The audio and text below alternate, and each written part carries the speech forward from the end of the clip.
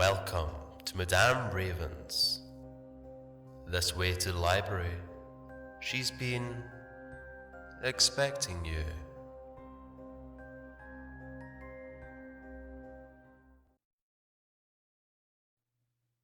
Hello, my darlings. Madame Raven here with a special collab. This one is with Sinister Sweetheart from the Scarecrow Tales podcast. Please give them a visit and subscribe. Let me tell you, Sinister Sweetheart is awesome. Not only as a narrator, she is an excellent writer, and I have read her stories on here before. She is going to read My Grandmother Managed to Visit the Future During World War II by Polonium Poisoning. I will add my story to this collaboration at the end. Please enjoy. And give Sinister Sweetheart some love. She definitely deserves it. She is so awesome and a great writer and a wonderful person. Whoever succeeds to smuggle supplies past the enemy lines wins the war. As a historian specialized in World War II, military logistics was an intriguing field to me. Being someone who loves a challenge, I decided to make a deep research on it. After going through some books, I went to my parents, thinking that maybe one of my granddads personally worked on something like that. It would give me a unique input. Lisa, your very own grandmother was a scientist in that field. A very, very gifted one, my father said, much to my surprise. I was named after her for being born on the year she died. A scientist? You mean a politics scientist? Why don't you see her notes for yourself and draw your own conclusions?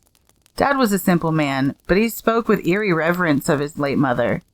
Needless to say, I immersed myself in her diaries. Mom and Dad now lived at her house, and her study was left intact on the last decades. Despite the notes being historically interesting, the most amazing piece was a letter to my dad, which I suspect he purposely left for me to find out. March 16th, 1983. My dearest William, I haven't been entirely truthful to you about my work in the military intelligence during World War II. As my only son, you have the right to know the kind of life your mother led. I had always been a brilliant kid. I was the youngest of 4 kids and the only girl. Still, my parents were people ahead of their time and never stopped me from developing my brains. They supported my little inventions and researches. I graduated from college in half the time and went back to my lab at home for more experimenting. I never told anyone when I had an incredible breakthrough. I couldn't let it fall in the wrong hands, given the context our continent was going through. 5 years before you were born, I entered a facility, escorted by 2 giants, and shyly told the man who had become one of the right arms of Churchill, "Sir, I have developed a method to time travel to the future." He looked at my frail figure, Coke bottle glasses, a 25-year-old female, and asked me to say that again, but with confidence. I mustered all the courage I could and repeated it, adding that I wanted to use that to get access to more supplies and help us win the war. He immediately welcomed me aboard. I won't bore you with the scientific details, as you have always been a good-natured, simple man like your father. As long as I had a mirror, I could project myself precisely 40 years into the future on any timeline and interact with my future self. Unfortunately, to do that, I do need to add a clarification. Dear son, you see, this reality we live in is not the only one. Parallel to it, we can find many other realities, endless ones. Some are similar to this one, some are not.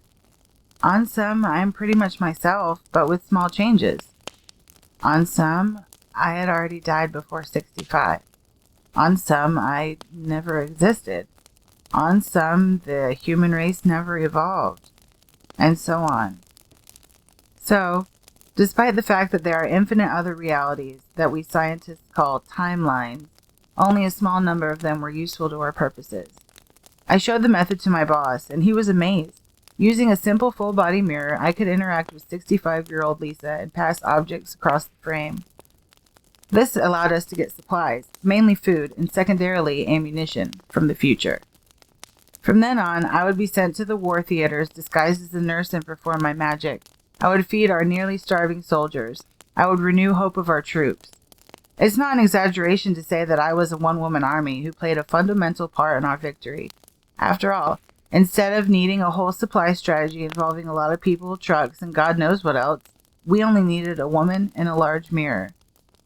Of course, the supplies a single older lady could get were limited, so I would always ask future Lisa to start a small business. A grocery store would do. That way, she could buy large amounts of food for a cheap price.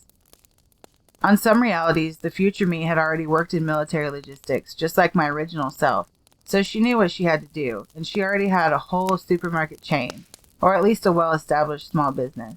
I have to praise my own efficiency here. I met a lot of versions of myself. Some of them had taken a very different turn in life. There was actress Lisa, stay-at-home mother Lisa, elementary school teacher Lisa, and Alzheimer Lisa. A lot of times, Lisa from 1980 didn't have enough money for the investment, so her help was unsubstantial. She pretty much went grocery shopping and provided one dinner for 300 to 4,000 soldiers. There were 3 Lisas that screamed and broke the mirror, thinking it was some kind of black magic or a ghost. I'm disappointed at them. I like to think of myself as intrinsically a woman of science. In the end, after navigating through over 300 different timelines, I had 8 Lisas who could contribute substantially to feed and equip the Allies. It was in 42 that the first Lisa died. We were like, well, that's too bad, but it can happen. A 65-year-old person might die. It's expected. Let me explain what happens when one of the Lisas die. My time travel has only 3 rules. 1. I need myself from that future alive and looking at the mirror at the exact moment I try to contact her, or else it will fail. I can see a sick Lisa and even talk to her, but I can't provide her the strength to perform the tasks to me. 2. A living being can't cross the mirror pathway, ever. If you try, you are repelled. And 3. I can only travel exactly 40 years into the future. Not a day or a second more or less. So if Elisa is dead, that reality is permanently deactivated for us. We can't access it anymore. 2 weeks later, a second Lisa died. I started asking the other Lisas if they were sick, if they were seeing a doctor regularly, how was the life expectancy at their time, etc. But I could find nothing wrong with them. Our mothers, fathers, and older brothers had lived over 70. We were a particularly longevous family. Lisa, is it possible that someone discovered what old Lisa is doing and murdered her? My boss asked. I considered the possibility, but it honestly felt far-fetched. Until one of the 6 surviving Lisas told me that she spent the whole day peeking through her magic eye because she was feeling apprehensive with the other Lisa's death, and she saw a man in military uniform kind of patrolling her street. She couldn't be sure, but it seemed like he had a swastika on his chest. Son, as you know, your mother has a supermarket chain. You'll inherit it when I'm gone, and you have the right to know why the finances aren't doing so well. I've been snatching goods to the past. I'm sorry we aren't as rich as you could have assumed we are. I dedicated most of my assets fighting Hitler, both as a young and as an old woman. From here, the writing gets erratic. Son, I wanted to tell you the whole story, but I'm afraid I'm too late. You just need to know that from 42 to 43, all the future Lisas died. Someone deliberately killed them, and we strongly suspect it was a time traveler. We haven't caught whoever it was. There's a dried but unmistakable bloodstain on the paper. It was silly of me to assume that I would be the last Lisa standing just because I was the original. He came for me, son. I didn't see him, but he shot me through the window.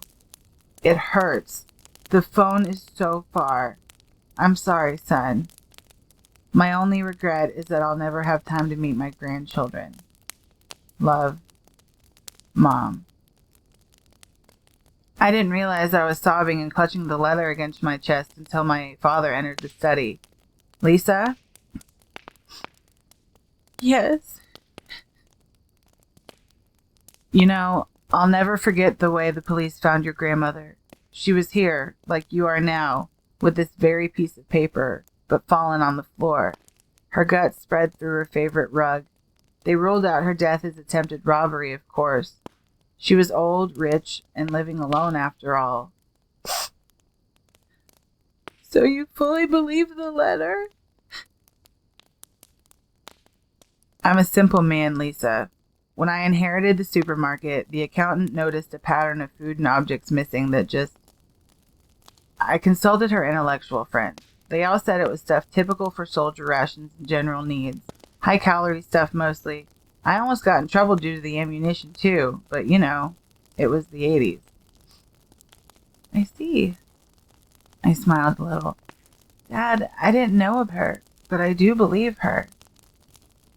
I've been thinking about that letter for over 35 years now. Correct me if I'm wrong, but your grandmother's time travel didn't allow people to leave the mirror, right? Yes. So, whoever killed her, and the other Lisas, if they are a time traveler, then the Germans from the 40s had a more sophisticated way of doing it. Yes, Dad, we have a Nazi, or more, on the run in the 80s, I said. Then realized one more thing. One more terrible thing. And they are probably still alive and on duty. The Cultist by Percival.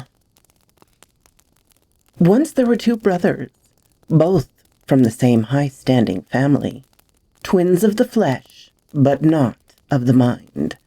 The eldest of the two, Camden Flynn Miller, ambitious and sociopathic in his ideals, heir to the vast fortune that lay just out of his grasp, and the younger, Aurelius Fletcher Miller, was innocent and good-hearted, and often befell his brother's wrath.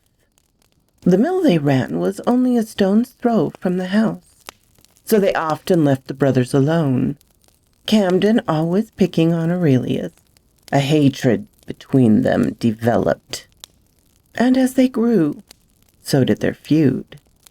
When they were 12, Camden stole an apple from a local merchant.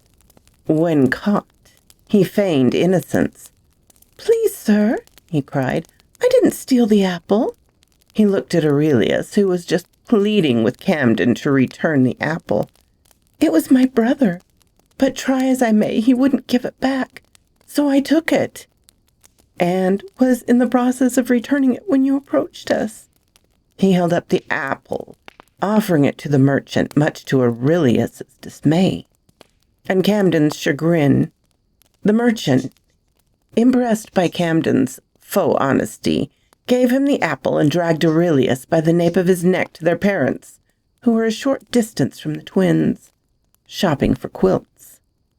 When they returned home, the lashing that Father Miller gave Aurelius haunted him well into his teens, and his teeth shook from the blow of the belt. The only sound he heard, aside from the smack of leather against his flesh, was the crunch of an apple. Camden stood in the doorway, watching their father beating his brother. He delighted seeing his brother in pain. That was the only time he liked seeing Aurelius at all. At 14, during one of those secluded mornings while their parents worked, while fleeing from Camden, Aurelius's leg fell through a floorboard, breaking it. He was bedridden for the next few weeks, and they were not pleasant in the slightest, owing to the fact that Mother Miller used Camden as a fetch boy to tend to Aurelius. Even though it had repaired, Aurelius never really felt comfortable walking on it again, so he always interrupted his stride when he reached it, much to Camden's amusement. When they were 17, their parents took Aurelius to the market for a new shirt. His old one had burn marks on it from when Camden was bored the night before. Camden took the neighbor's dog out into the woods and came out half an hour later, blood dripping from a sharp stone and scarlet-stained clothes. Only one thing befouled his plans. Aurelius and their parents had returned from the market much sooner than he anticipated. After finding the body of 4 raccoons and 2 stray cats near the clearing where he killed the dog, they sent Camden to a reformatory school in the next village. At 22, Camden returned from the school, seemingly changed after what they had seen. He would never quite be redeemed in his parents' eyes. He acted as if Aurelius didn't exist. After years and years of this unsteady balance, and Father Miller's slowly declining health, he named Aurelius heir to the mill and the wealth that came with it. That was the breaking point. Camden swore, stormed off out of the house and into the forest. Mother Miller cried for most of the night, heartbroken. Camden was absent for their father's final days. He never returned out of the woods, and all of Aurelius's attempts to find him failed. Camden wasn't at the funeral. At 34, the mill was thriving. Aurelius had buried Mother Miller a year prior. It was night. Aurelius was doing the nightly sweep of the mill. That was when he saw Camden. He stood back to Aurelius, facing the stone mill. "Hey, brother," he drawled. His voice had taken a sickly edge. "Camden?" Aurelius asked, puzzled. "Where have you been?" Camden grinned.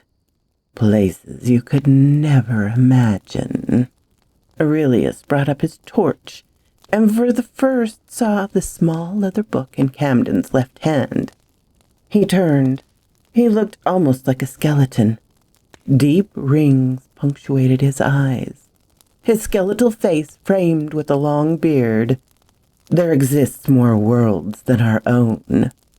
He opened the book and was flipping through it absent-mindedly. One of fire. He finally settled on a page and started signing his hands in a rhythmic loop, and one of stone. Purple embers trailed the area his hand had been, and, in said places, exists being more powerful than you could ever imagine. He paused and added contemptuously, "Have you ever seen a dragon, Aurelius?" Where his hands were looping, a sign appeared in the air.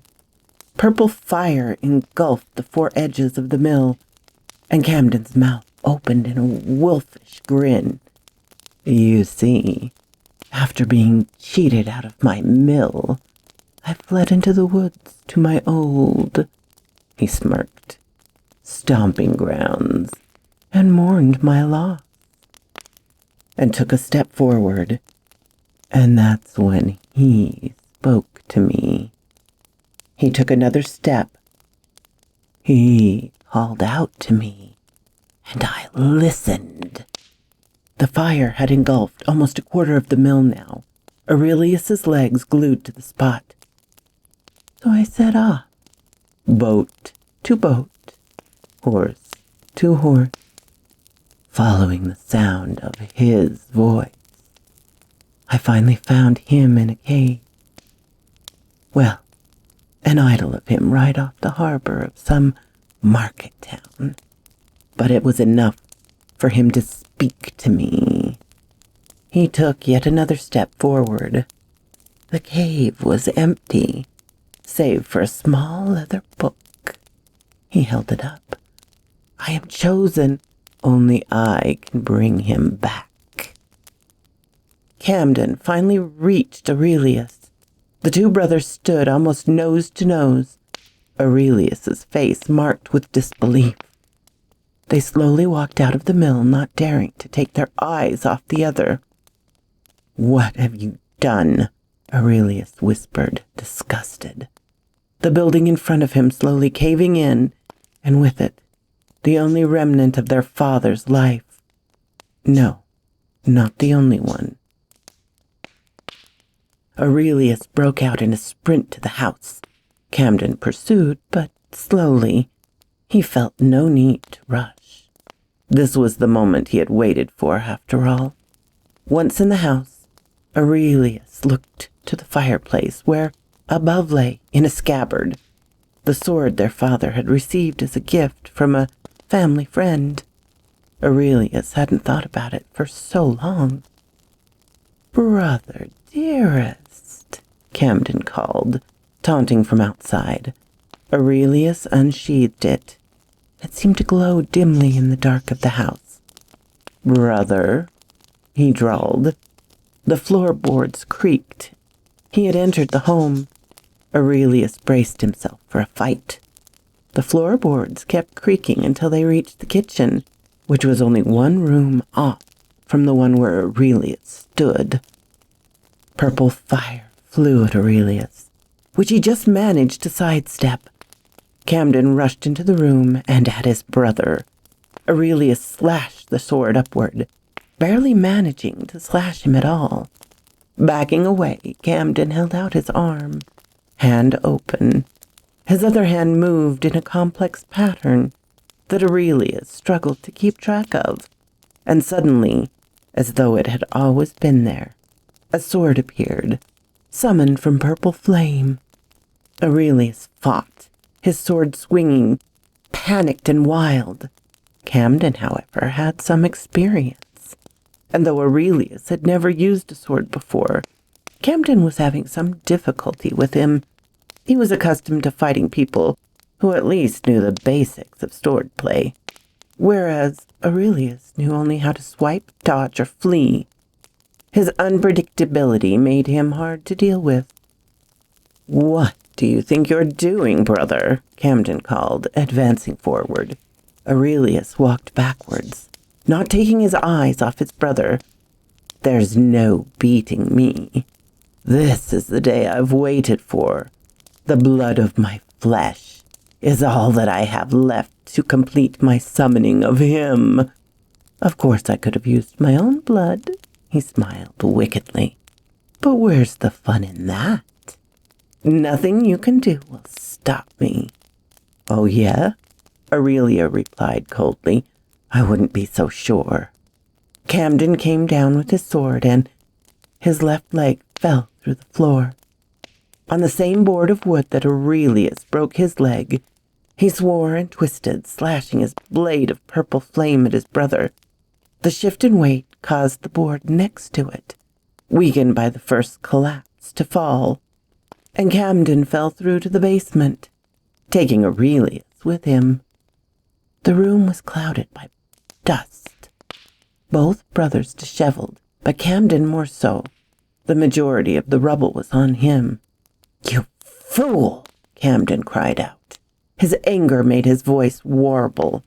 The dust had settled enough so that both of the brothers were visible to each other. Camden's face was twisted up in a grimace of rage that was almost palpable. Aurelius struggled to his feet. Camden was struggling to get out, but only managed to free his left arm. Aurelia looked down at his sword. He knew what he had to do, but still he pleaded. "Please, Camden," Aurelia said, resigned. "Don't make me do this." Camden struggled more yet. There was something almost primal about it. It was like there was no humanity left in him, only rage. Aurelia sighed and walked forward. Camden looked up at him, then back to the ground. His demeanor shifted.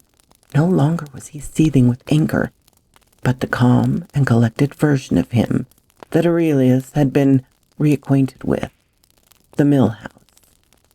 "Oh, brother, dearest," he drawled lazily. "This is just the beginning." At that last word, he lunged forward, seizing something, a small leathery object. "The book. I hope you know, brother," he said calmly, holding out the book. The pages moved of their own accord, "that your death will not be in vain. When my Lord returns, we shall remake the world in our vision." The pages began to glow with a purple light. The smaller rubble and debris floated in the air. Camden's eyes shifted from their previous brown to light blue shade. Tendrils of purple fire funneled into his head, faint at first, but grew rapidly in seconds. He screamed in victory. Through channeling the power into himself, it made him stronger. After a few seconds, the rubble shifted, and he was able to stand. But he didn't stop there. He kept channeling the power into himself. He raised his right hand, which was mangled with shattered bone, but if he noticed, he didn't let on. And the sparks of purple fire shot out at Aurelius and knocked him back, slamming him against the wall. The glowing sword clattered to the ground. Aurelius lay splattered on the ground, his back at the wall. A warm trickling flowed down his neck from his head. When he looked up, Camden was shuddering. He was trying and failing to close the book, to stop the power flowing into his head. It must have overwhelmed him. He screamed in pain as the purple flames engulfed his head. The last thing Aurelius remembers is a blinding flash of light and silence. Aurelius awoke hours later. He coughed, sputtering blood, and sat up. Camden was still there, asleep. His clothes were ragged. Clearly he had received the bulk of the blast. Aurelius walked over to see if his twin was still alive. He was. As Aurelius leaned down, Camden awoke and reached up at him and screamed, "He waits! The stone of his flesh itches!" He let go of Aurelius and tried to stand, but failed. Aurelius backed away, confused. "Waters! They're mixed with blood and bone." "Camden?" Aurelius whispered, but his brother didn't look up, only muttered incoherently, channeling all of the energy into himself. Must have fried his mind, Aurelius thought. But ruined mine or not, he was still dangerous. Just then he flung a handful of purple flames wildly near Aurelius. He ducked and walked back over to the wall where he had just been flung. He picked up his father's sword, knowing that Camden was still too dangerous to live, especially if he were to regain his memories. But try as he might, he couldn't bring himself to do it. Soon Camden stood up and walked out. Aurelius, too, tried to follow, sat down. Sleep soon befell him. At 55, Aurelius awoke with a start. He had no idea how long had passed, but it was dark outside. He got up. His body ached, sore with bruises where he'd been tossed. Small cuts he hadn't even noticed in the excitement of the fight, and even a burn on his left calf. The basement was thoroughly wrecked from last night. After walking up the steps from the basement, Aurelius noticed scorch marks on the wall. That was when Aurelius truly realized how close he came to dying.